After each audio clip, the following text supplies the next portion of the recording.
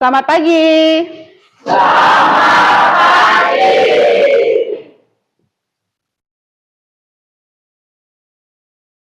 Berdiri.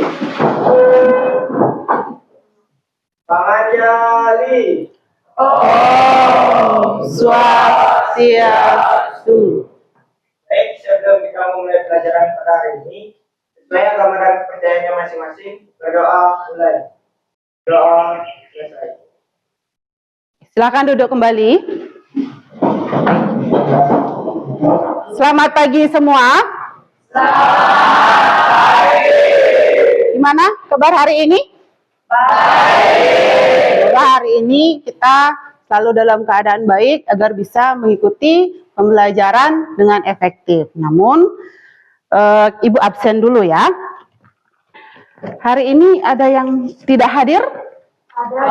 Ada. Berapa orang? 1. Nah, siapa? Oke. Ya, 1 orang. Oke.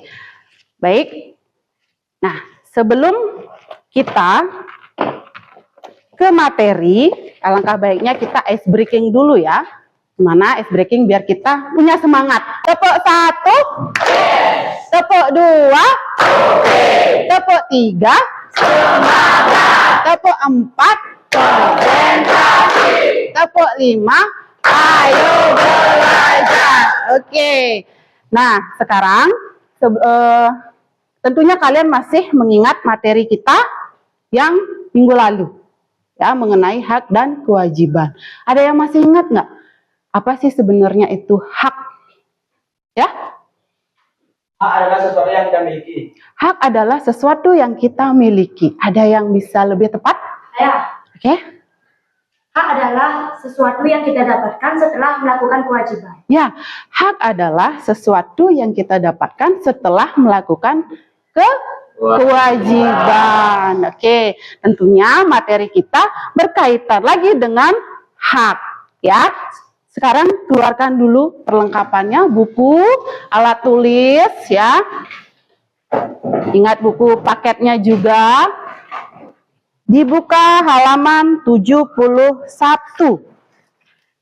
Oke, nah itu materinya, yaitu mengenai apa? Kemerdekaan?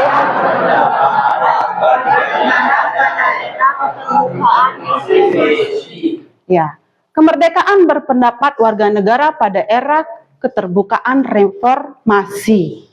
Ya, tentunya ini adalah kita kembali lagi membicarakan mengenai hak kita sebagai warga negara. Sebelum dibahas, tentunya ada tujuan yang harus kita capai.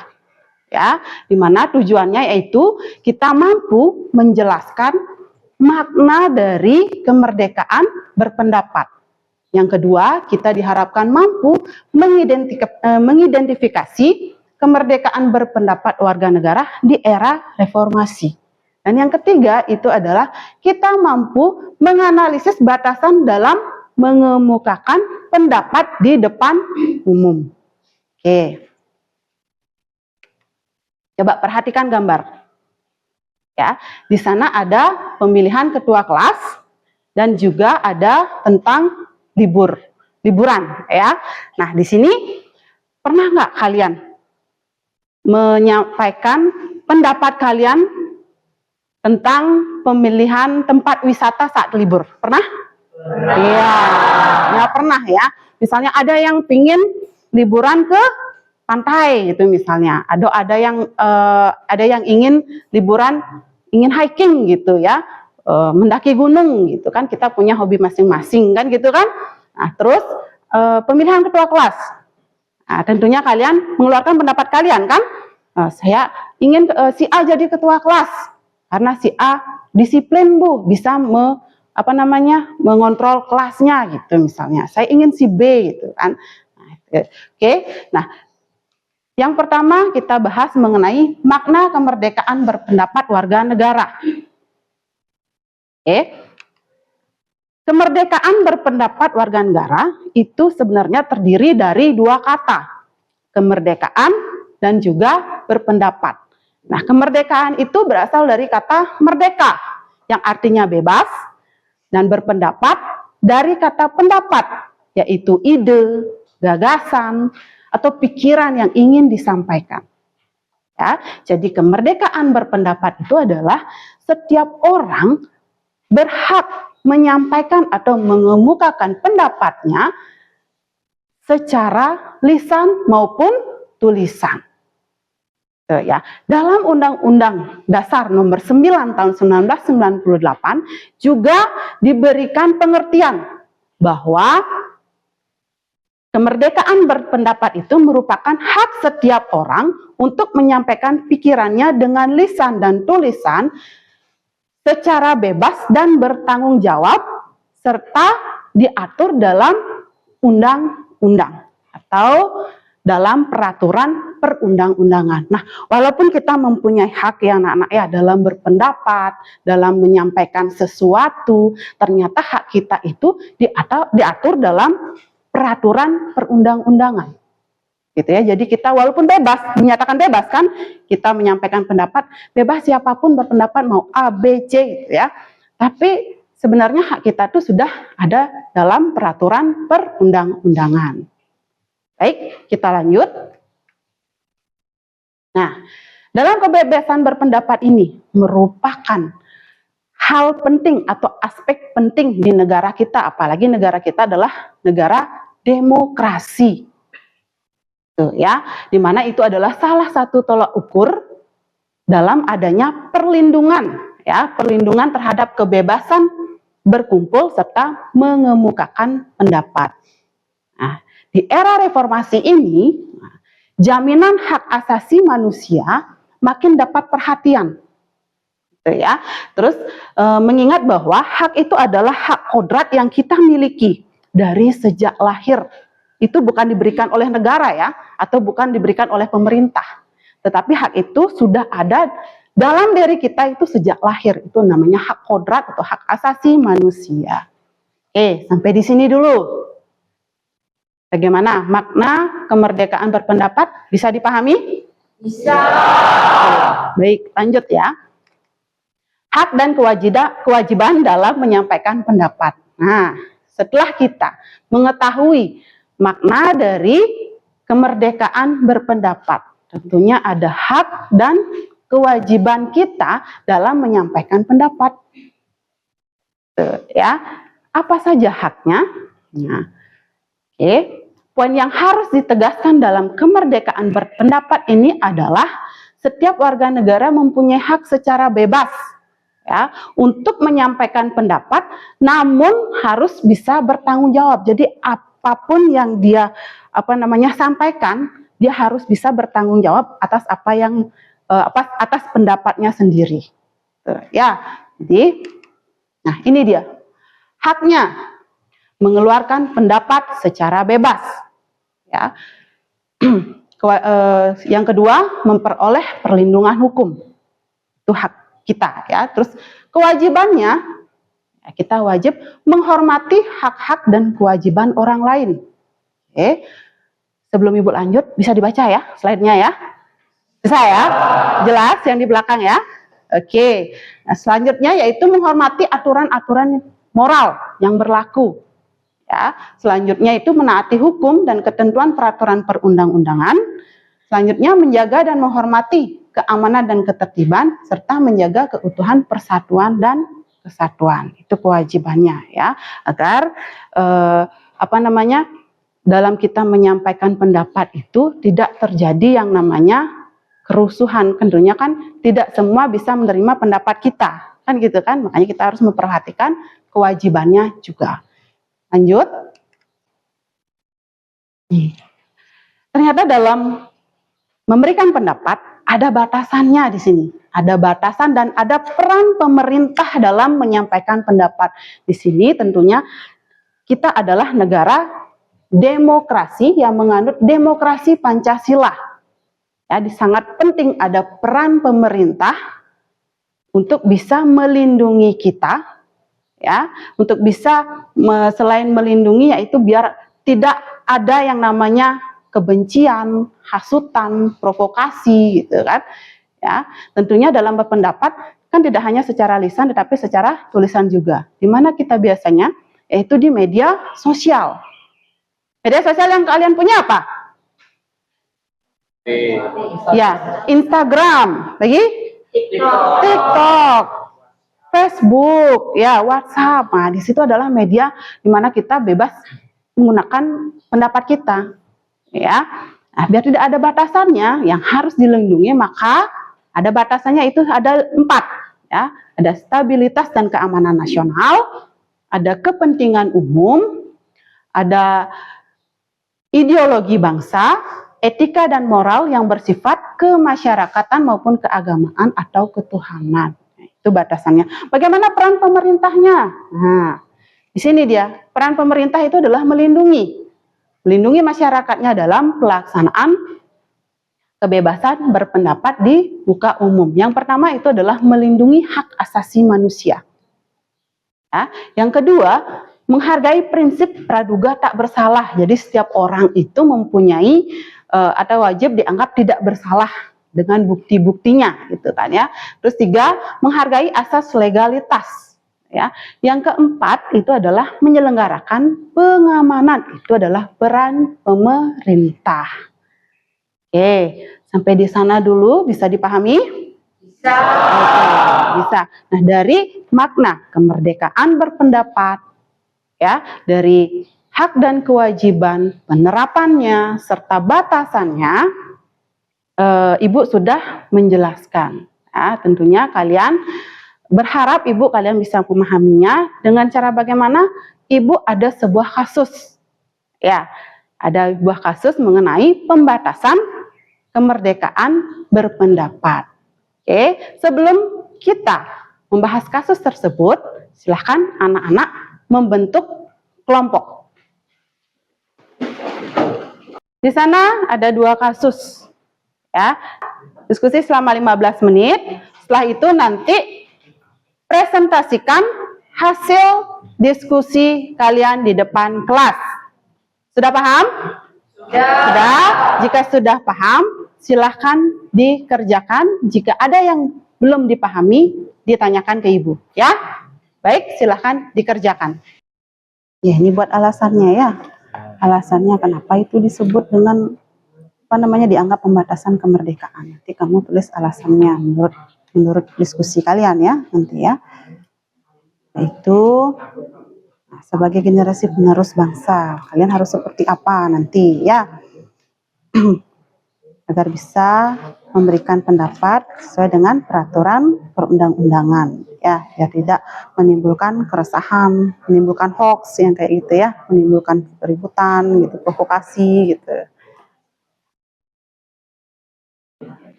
Sudah kasus kedua? Sudah? Oke, kasus pertama sudah, kasus kedua sudah? Ya. Sudah. Oh, ini kesimpulannya belum? Buat dong kesimpulannya. Jangan dilupakan, kan ada di sana. Kesimpulannya bagaimana, kalian sebagai generasi penerus bangsa bagaimana, jangan lupa, baru tadi Ibu kasih tahu ini. Ya.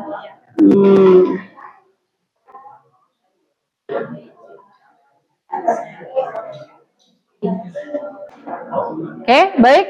Waktu sudah habis. Ya, kita sudah selesai diskusi. Ya. Sekarang kalian tunjukkan dengan presentasi. Baik. Om Swastiastu. Om Swastiastu. Ke Jerman beli gitar. Cakep. Di sana jangan pesan ketupat. Cakep. Teman semua mari belajar tentang pembatasan merdeka berpendapat. Ya, tepuk tangan dulu. Nah, jadi di sini kelompok kami akan menjelaskan hasil diskusi kelompok kami. Nah, yang pertama mari kita masuk ke pendahuluannya. Nah, jadi teman-teman bisa lihat di papan ya. Nah, jadi pendahuluannya sebelumnya, apakah kalian sudah mengetahui tentang IG, TikTok, atau Facebook? Dan yang paling populer saat ini adalah X namanya. Apakah kalian sudah mengetahuinya? Ya. Nah, jadi itu merupakan media-media produk yang dapat memberikan kita informasi Contohnya contohnya adalah video kesukaannya Yanjel, ya kan benar kan? Ya jelas sekali matematika. Selain memberi informasi, ini juga dapat menjadi ruang untuk kalian berpendapat. Nah, kebebasan berpendapat juga diatur oleh undang-undang. Namun kebebasan berpendapat juga sebagai pisau bermata dua. Nah, di mana ini bisa memberi kita manfaat, namun juga bisa menyakiti kita. Contohnya, di mana banyak orang suka menyebar video hoax atau berita hoax. Nah, ini tuh bisa menyesatkan banyak orang, teman-teman. Nah, oleh karena itu kita menjaga stabilitas masyarakat, maka mereka berpendapat perlu dibatasi dari dua permasalahan berikut. Baik, mari kita bahas. Nah, mari kita bahas kasus pertama, yaitu intinya kasus pertama ini adalah menjelaskan di mana ada seorang laki-laki bernama Arya yang terkena masalah akibat dia melanggar, di mana dia melanggar karena dia menggunakan sepatu bebas di hari Senin. Karena dia sebenarnya dia tahu bahwa peraturan sekolahnya adalah tidak boleh menggunakan sepatu bebas pada hari Senin dan Jumat kecuali Sabtu. Namun ia tetap saja melanggar sehingga dia dipanggil oleh guru dan dia ditegur. Namun ia tidak suka dan mengkritik sekolah tersebut. Lalu dia memviralkannya di TikTok, Instagram, dan status WA karena ia adalah seorang influencer. Lanjut, penjelasannya akan dilanjutkan oleh Santi. Baik, berikutnya saya akan menjelaskan alasan mengapa tindakan tersebut dianggap sebagai pembatasan kemerdekaan berpendapat. Nah, tindakan pemberian sanksi kepada Arya dapat dianggap sebagai pembatasan terhadap kebebasan berpendapat karena adanya perbedaan persepsi antara cara Arya menyampaikan kritik dan batas-batas toleransi yang ditetapkan oleh pihak sekolah. Meskipun Arya memiliki hak untuk menyampaikan pendapat, namun cara penyampaiannya yang melalui media sosial dan berpotensi merusak reputasi sekolah dianggap melalui batas kewajaran. Selanjutnya akan dijelaskan lebih. Baik, selanjutnya saya akan menjelaskan tentang solusi yang tepat untuk mengatasi masalah tersebut. Baik adalah memberikan edukasi kepada seluruh siswa mengenai etika bermedia sosial dan cara menyampaikan kritik yang efektif.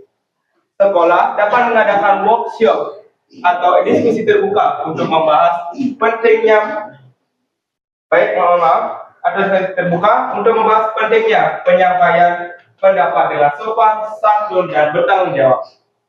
Selain itu, perlu juga adanya mekanisme yang jelas bagi siswa untuk menyampaikan masukan atau kritik secara langsung kepada pihak sekolah.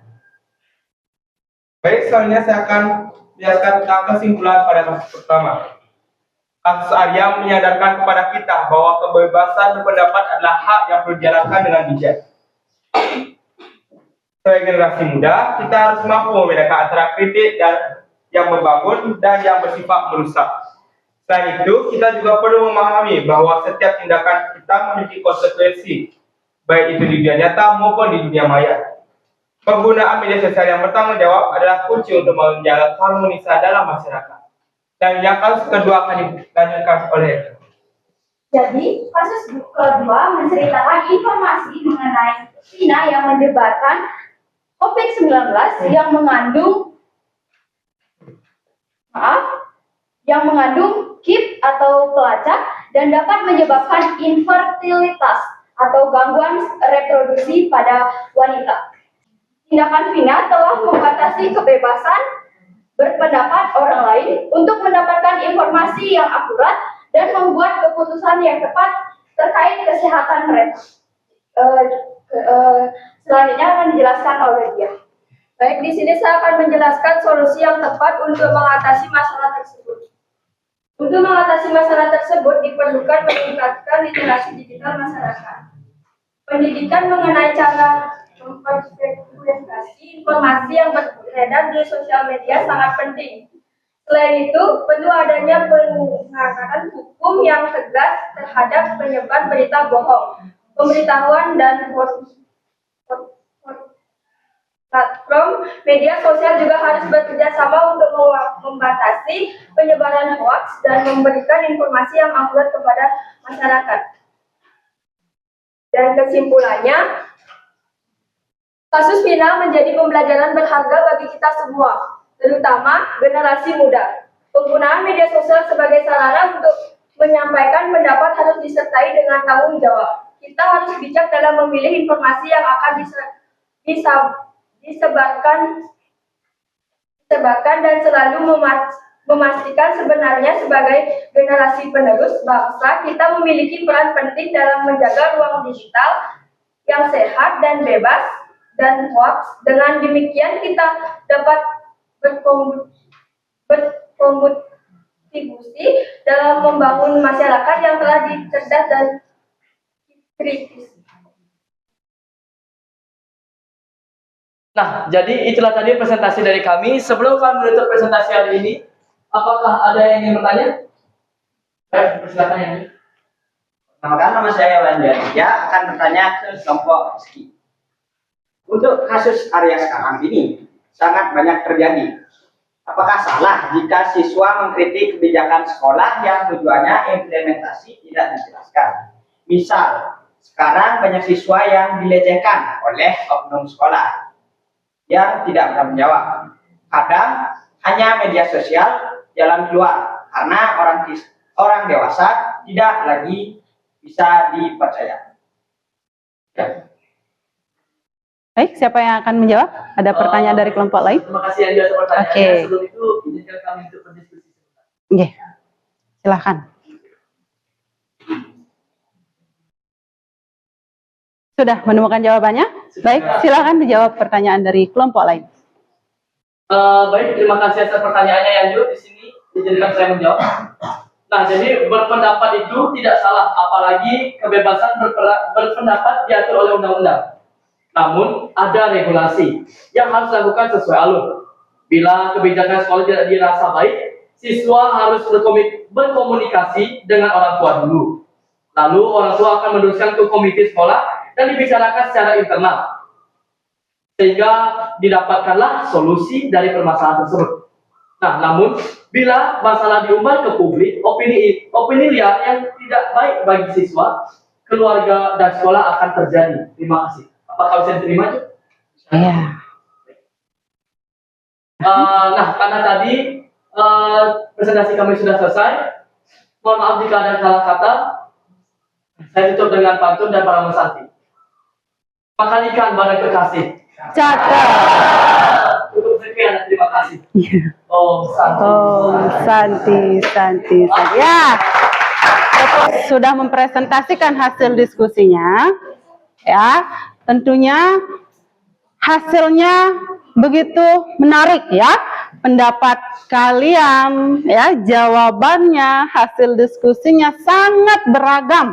Ya, dari kelompok pertama sampai terakhir yang presentasi, apalagi ada pantunnya, ya.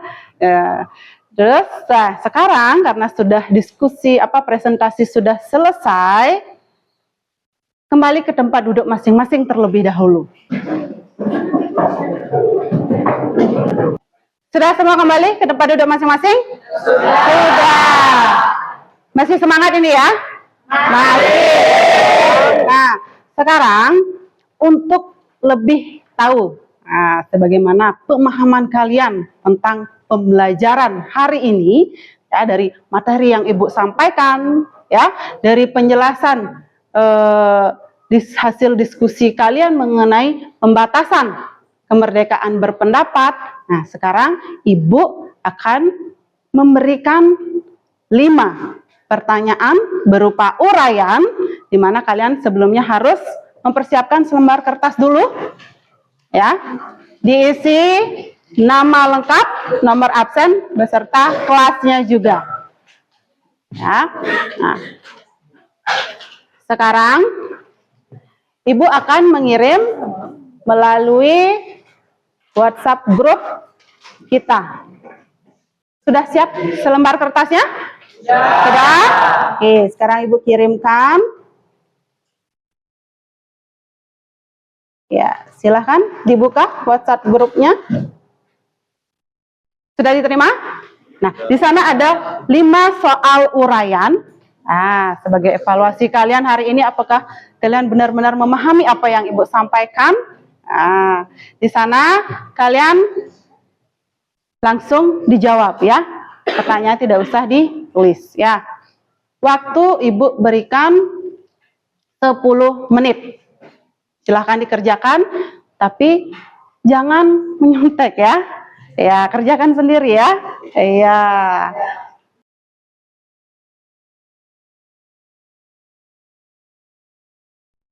Baik, waktu sudah habis, silahkan dikumpulkan.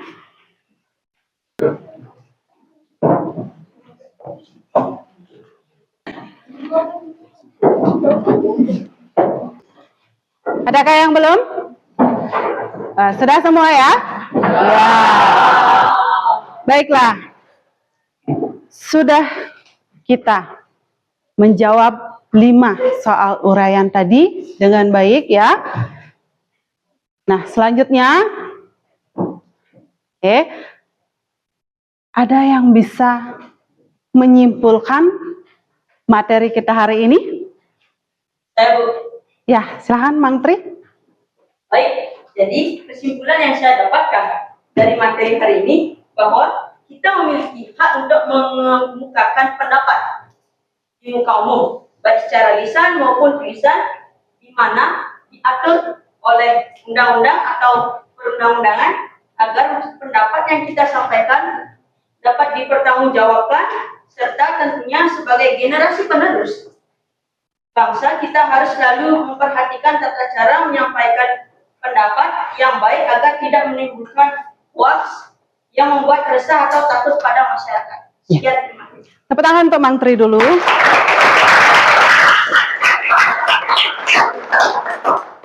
Ya, jadi kesimpulan yang kita dapat mengenai materi kita hari ini mengenai kemerdekaan berpendapat sebagai warga negara. Tentunya kita sebagai warga negara di negara kita yaitu Indonesia, negara kita menganut adalah sistem demokrasi Pancasila.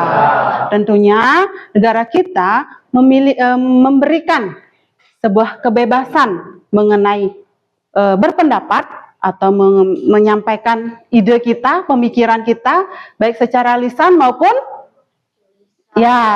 tulisan. Ya, nah, pendapat kita yang disampaikan yaitu selain secara langsung gitu ya kan, tentunya ada di media sosial juga ya kan, seperti Instagram, seperti Facebook. Tentunya kita sebagai warga negara harus bijak, ya harus bijak dalam menyampaikan hak kita, kebebasan kita dalam berpendapat tentang apapun. Karena hak kita telah diatur dalam suatu peraturan perundang-undangan. Ya, demikian tujuan pembelajaran kita sudah tersampaikan hari ini. Dan bagaimana hari ini pertemuan kita? Menyenangkan atau tidak? Menyenangkan. Ya, selanjutnya yaitu penugasan untuk pertemuan selanjutnya. Pertemuan selanjutnya masih mengenai kebebasan berpendapat ya. Jadi coba dibuka halaman 74. Oke. Baik, sebelum Ibu tutup, ada yang ingin ditanyakan kembali? Sudah bisa diterima ya? Sudah paham ya? Oke. Baiklah. Sebelum kita mengakhiri pembelajaran kita, alangkah baiknya kita berdoa sebelum mengakhiri kegiatan pembelajaran. Sebelum mengakhiri, kita berdoa dulu dipimpin oleh ketua kelas. Baik, sebelum mengakhiri pelajaran pada hari ini, alangkah baiknya kita berdoa sesuai agama dan kepercayaan masing-masing. Berdoa mulai.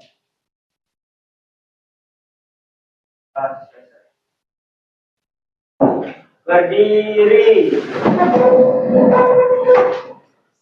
Para mesanti. Santi, Santi, Santi. Om.